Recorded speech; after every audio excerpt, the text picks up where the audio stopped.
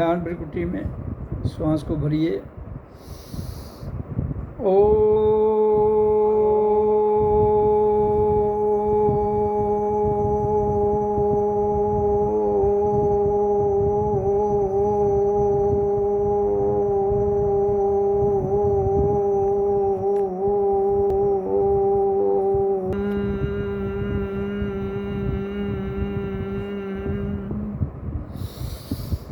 श्वास भर लीजिए पूरा। ओ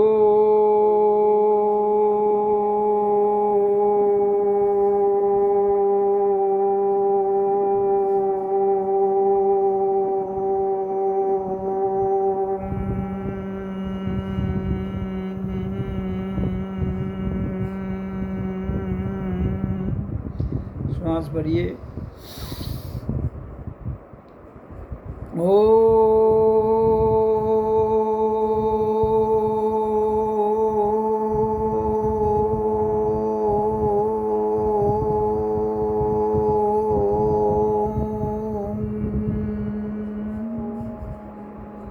प्रेम से भरिए श्वास को।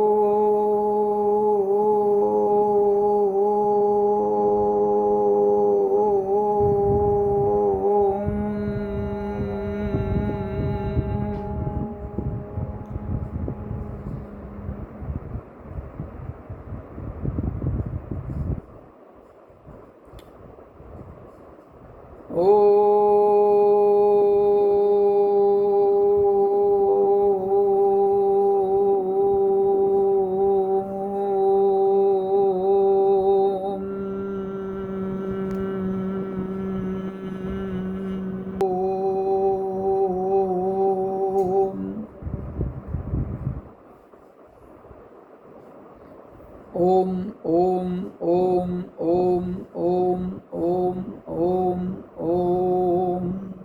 अब उच्चारण हो गया 20 मिनट। अब 20 मिनट ध्यान में बैठिए। ध्यान में श्वास आ रही है, जा रही है, वो चलती रहेगी। आपको ओम सोहम ओम करना है। जब ओम करना है श्वास बाहर जानी चाहिए, सोहम में अंदर, फिर ओम से बाहर। तो ध्यान भ्रिकुटी में।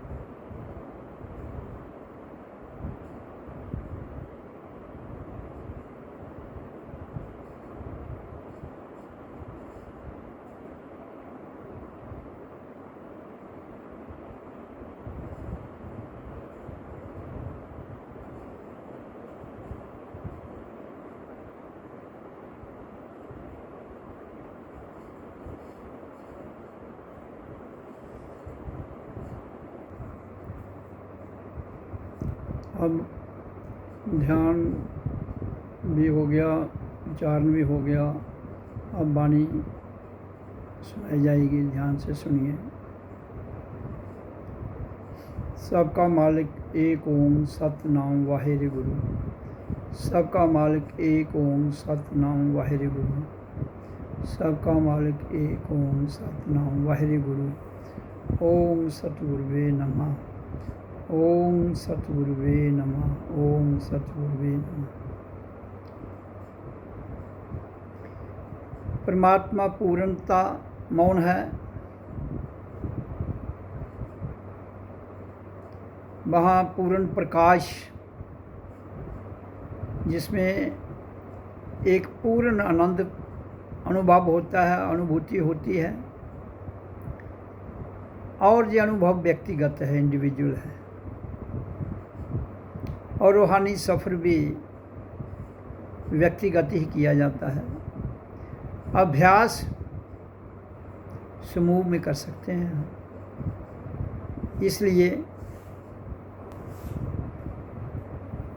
इसलिए हमें यात्रा स्वयं करनी है, अनुभूति भी स्वयं करनी है। गुरु गाइड करता है। गुरु मार्ग पर चलते हुए जो आपको अनुभूतियाँ होती हैं वो उनसे शेयर कर सकते हो आप गुरु से, तो वो फिर बता सकते हैं कि आप you are on the right track, और धीरे धीरे धीरे धीरे ट्रैक ख़त्म हो जाता है और हम अपने अंततः परम धाम में पहुंच जाते हैं, जहाँ पूर्ण प्रकाश है, पूर्ण आनंद है। और उसी आनंद में जब हम अपने आप को पा लेते हैं, ठहर लेते हैं, फिर हमारा स्वयं से मिलन हो जाता है। संसार दो का नाम है, स्वयं एक का नाम है। इसलिए मैं सदैव कहता हूँ स्वयं से मिल नहीं सकते हैं, और संसार से मिलन द्वंद्व है।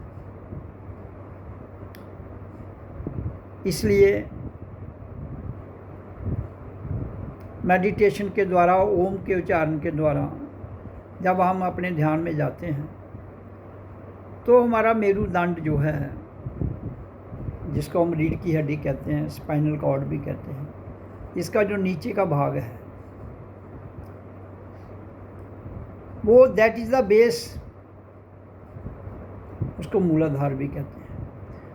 तो उस बेस में हमारी एनर्जी जो है वो सुषुप्त शक्ति के रूप में वास करती है। अगर हम उस सुषुप्त शक्ति को ध्यान से, उच्चारण से ना उठाएं तो हमारा जीवन पशुओं से भी बदतर हो जाएगा। इसलिए आज के युग में मैं देख रहा हूँ कि इंसान से जो पशु हैं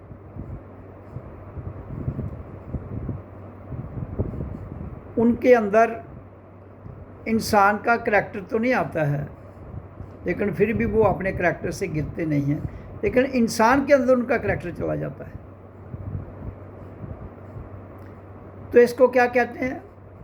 जब हम नाभि से नीचे अपनी ऊर्जा को गिरा देते हैं तो हम अधोगति, दलदल और जो पृथ्वी पर रहने वाले जितनी भी प्रजातियां हैं उनका करैक्टर हम में आता है। जबकि इंसान का जो चरित्र है वो एक बहुत महान है, आत्मतीय चरित्र है। तो इसलिए इंसान को आत्मतीय शक्ति से, जो स्वयं है, हम हमारे भीतर आत्मा वास करती है, उससे जुड़े रहें तो हमारा जो दलदल का ज्ञान है और जो दलदल में हम इंसान जा रहा है वो उससे निकल पाएगा। तो उस निकलने के लिए मैंने एक बहुत सरल मेथड बताया है कि जन्म के समय जो हमें ध्वनि मिली है वही हमारा मंत्र है, और जन्म के समय जो श्वास मिली है वही हमारा जीवन है। इसलिए उन दोनों से जुड़कर, उन दोनों को नियंत्रण में करते हुए हमें अपने आप में ठहरना है, तभी हम सत्य को जान पाएंगे। तो उसके लिए हमने उसी ध्वनि को श्वास भरी तो उच्चारण किया, ओ।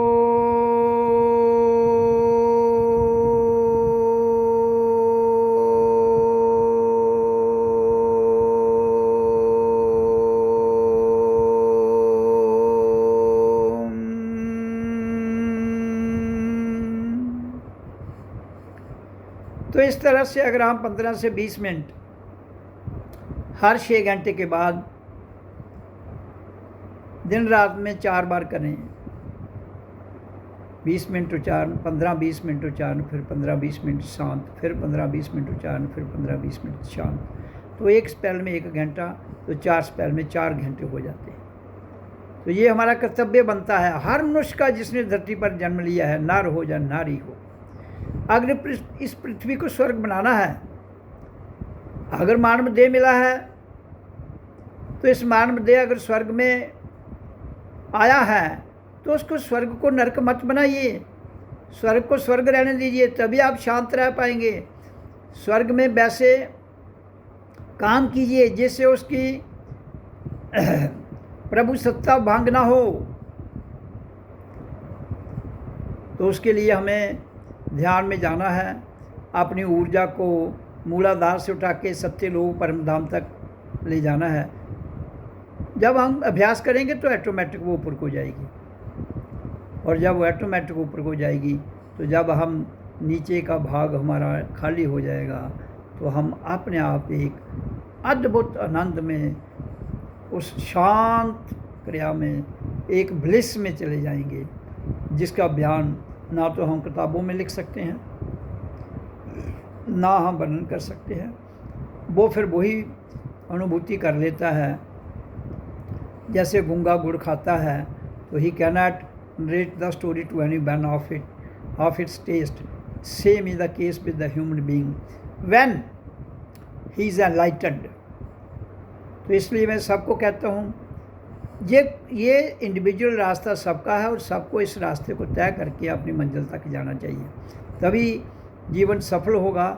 नहीं तो जितनी मर्जी अचीवमेंट कर लो, धन पर पद में, जैसे आप बड़ी सत्ता ग्रहण कर लेते हैं, बड़ा आपके पास धन दौलत आ जाती है और बड़ी पदवी आ जाती है, या कुछ और आपको प्रसिद्धि के लिए आप ईगो में आ जाते हो, तो उससे कुछ नहीं होगा, वो केवल समय जाया हो जाएगा। आपका सदैव अहंकार आगे आ जाएगा, और अहंकार आगे आ गया तो आप कभी भी ये यात्रा नहीं कर सकते। इसलिए मन, बुद्धि, शरीर, इंद्रियां, जितने भी हमारे कर्म इंद्रियां, ज्ञान इंद्रियां, उनके विषय हैं, सब्जेक्ट हैं, ये जहाँ हैं उनको वहाँ ही छोड़ते हुए उनसे ऊपर आइए, तभी जाकर आप सच को जान पाएंगे, तभी आप उस सच का आनंद ले पाएंगे जो हमें जन्म से मिला है, और वो सदैव रहता है। अगर हमने प्रत्यक्ष में उसका बोध कर लिया, साक्षात कर लिया, कर्ता से कर्ता भाव में चले जाएंगे, तो ये सारी बातें संभव हो जाती हैं। इसके लिए और कुछ भी करने की ज़रूरत नहीं है। जो मैं आपको बता रहा हूँ यही सत्य है। इसके बजाय संसार सत्य नहीं है। संसार प्रथाओं से चल रहा है, संसार रीति रिवाजों से चल रहा है, संसार स्टीरियोटाइप सिस्टम से चल रहा है। तो संसार और परमात्मा दो अलग शक्तियाँ हैं। आत्मा और परमात्मा तो संसार में भी, प्रकृति में भी इसका हिस्सेदारी है पूर्ण, और इससे परे भी है। लेकिन जगत तो जगता है, वो सराय तो सराय है, सराय से परे उसका कुछ नहीं है। जगत एक सराय है और सराय ही रहेगी। परमात्मा सराय में भी है और सराय से परे भी है। वो आनंद भी है और शांति, ठहराव भी है, जिसको हम कंप्लीट शांत मौन कहते हैं। लेकिन चर्चा के लिए हम दूसरों को बातें बताते हैं, क्योंकि ये हमारी हर आदमी की ड्यूटी है कि इसको क्या करना है। तो उस ड्यूटी को रियलाइज़ करने के लिए उसको अपने भीतर जाना पड़ेगा, मंथन करना पड़ेगा। जब वो भीतर जाएगा, मंथन करेगा, तो वहाँ से ऑटोमेटिक उत्तर आता है कि आपका कर्तव्य क्या है। फिर उस कर्तव्य को निभाइए और चले जाइए, और तभी से पृथ्वी पर शांति आएगी, तभी से इस पृथ्वी पर क्रांति आएगी, तभी से इंसान, इंसानियत और रूहानियत की समझ आएगी। जैसे मैंने बहुत बार कहा है, इंसान हमारी जात है, इंसानियत हमारा धर्म है, रूहानियत हमारा लक्ष्य है। तो ये हमारी विरासत है। इसी विरासत को सिर पर नहीं उठाना है, इसको जानना है, इसकी महत्ता क्या है, खोज करनी है। खोज करके फिर इसकी महत्ता की समझ आएगी, फिर अकॉर्डिंगली जीवन को जिए। कोई पाप पुण्य नहीं है, कोई आपको कुछ नहीं करेगा, आपके सिवाय है, आपको कुछ करने वाला कोई है ही नहीं। आपका मन है, आपकी बुद्धि है, वही तो आपको भरमा देते हैं। आत्मा भ्रमाती नहीं है। जीव जो है वो मन और बुद्धि से जुड़ के संसार में भ्रमित हो जाता है, और जैसे ही मन बुद्धि से परे जीव जाता है तो आत्मा से जुड़ता है, तो इन सारे दिक्कतों से मुक्त हो जाता है। तो इसलिए मुक्ति का अर्थ क्या है, लोगों को समझ तो आ जाए। मुक्ति का अर्थ ये नहीं कि हमें वापस नहीं आना है ना, we have to come back. लेकिन काल से परे जब हम जाएंगे तो अपनी इच्छा से आएंगे, कोई परमात्मा हमको भेजने वाला नहीं है। हम स्वयं में ही आते हैं, स्वयं में ही जाते हैं। परमात्मा तो हमारे बीच भीतर है। जब भीतर से हम जीव के साथ निकल जाते हैं, जीव स्वतंत्र हो जाता है, तो परमात्मा तो जो उसका अंश आत्मा है वो ऑलरेडी स्वतंत्र है। जीव स्वतंत्र हो जाए तो दोनों स्वतंत्र, एक तो ऑलरेडी स्वतंत्र है, जीव स्वतंत्र हो जाए तो दोनों का काम बन गया, फिर दोनों आ जाएंगे अपनी इच्छा से। ऐसे तो काल के चक्कर में फंसा है आदमी, और काल अपनी मर्जी से भेजता है, अपनी मर्जी से छोड़ता है। लेकिन मैं कहता हूँ हमारे पास ऑप्शन है, हम काल से परे जा सकते हैं, हम अपने आप में ठहर सकते हैं, हम अपने आप को जान सकते हैं, अपने आप से मिल सकते हैं। हमारे बिना हम स्वयं से प्रेम कर सकते हैं, प्रेम ही तो परमात्मा है। इसलिए संसार की बातें जितनी भी हैं दुनिया में वो चलती रहेंगी। कौन क्या करता है, कौन क्या नहीं करता है, हमें उससे बच के रहना चाहिए। सतर्क जरूर रहना चाहिए, सतर्कता बहुत ज़रूरी है। और आत्मतीय ज्ञान से सत्य को जानकर अपने आप में ठहरना है। ठहरना ये नहीं कि कोई कहीं स्थान में ठहरना ना, फिर हम सर्वव्यापी हो जाएंगे, फिर ना हम ठहरने की ज़रूरत है, ना आने की, ना जाने की। We are omnipresent. तो ये सारा विज्ञान जो अध्यात्म विज्ञान है, इसको जानने के लिए हमें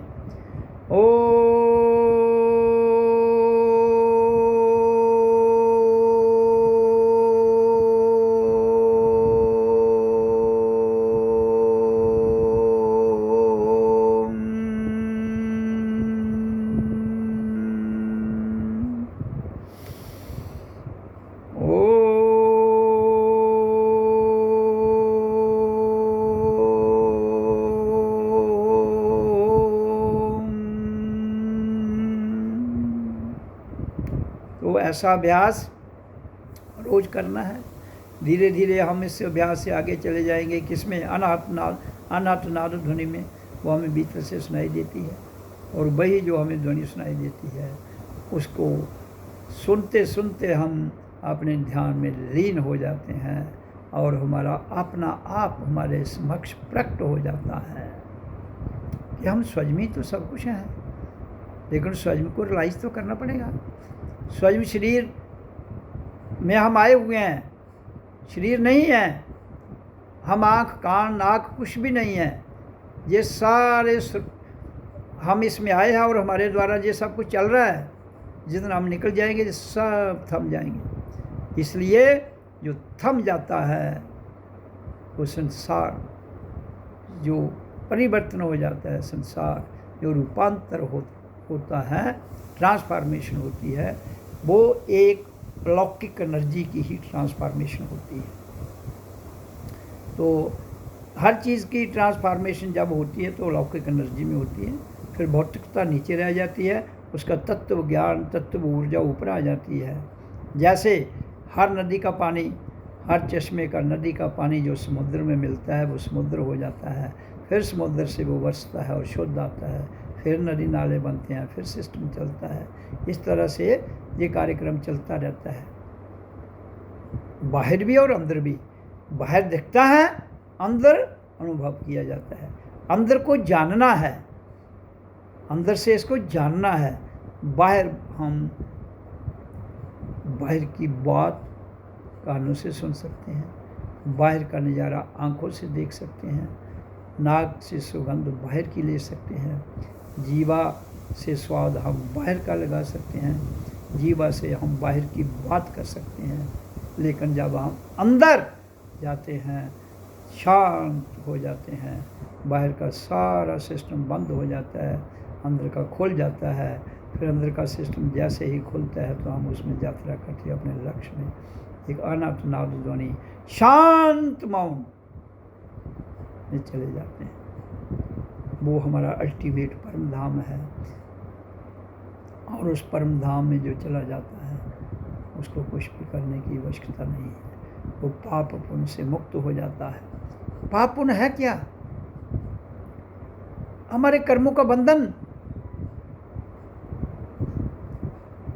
जिसको तुम अच्छा काम करते हो अच्छा उसको पुण्य कहते हो, जिसको बुरा लगता है आपको बुरा कह देते हो। परमात्मा के द्वार में अच्छा बुरा कुछ है ही नहीं। उस ज्ञान की भट्टी में, उस परम ज्योत में सब कुछ भस्म हो जाता है।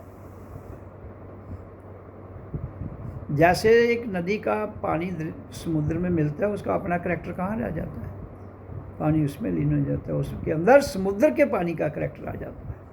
पानी पानी है, आत्मा आत्मा है, परमात्मा परमात्मा है। लेकिन जब जीव शुद्ध होकर आत्मा में मिलता है तो लीन हो जाता है, और फिर वही सब कुछ शुद्ध बुद्ध होते हुए हम स्वयं को जान लेते हैं। स्वयं को जानना, स्वयं से बात करना, स्वयं से मिलना, स्वयं में रखी हुई किताब को पढ़ना ही सत्य है। बाहर के ग्रंथ पढ़ना कोई मनाही नहीं है, लेकिन जब तक तुम स्वयं में सत्य को अनुभव नहीं करते हो, सत्य में सत्य को नहीं जान लेते हो, तब तक कुछ भी होने वाला नहीं। इसलिए मेरी वाणी बड़े स्पष्ट भाव से आपके समक्ष कहती है कि स्वयं को जानो। और जन्म के समय जो आपको मंत्र ओम का मिला है, उसके साथ श्वास क्रिया मिली है, तो अपने श्वासों को छोड़िए, देखिए ध्यान से, शांत रहते हुए ध्यान में जाइए। तो इसलिए तभी संभव हो पाएगा। फिर हमारी श्वास जो ऊपर को जाती है, ध्वनि ऊपर को जाती है, ये दोनों मिलके लीन हो जाते हैं किसमें, एक ऐसी ध्वनि में जो केवल हमको ही सुनाई देती है। और फिर वो ध्वनि भी शांत हो जाती है। फिर एक बहुत बड़ा प्रकाश, जो डैज़लिंग लाइट जिसको कहते हैं, उसमें हम लीन हो जाते हैं और उसका आनंद लेते हैं। यही हम सबका कर्तव्य है। ओम ओम ओम ओम ओम। सबका मालिक एक ओम सतनाम वाहेगुरु। सबका मालिक एक ओम सतनाम वाहेगुरु। सबका मालिक एक ओम सतनाम वाहेगुरु। ओम सतगुरु नमः। ओम सतगुरु नमः। ओम ओम ओम।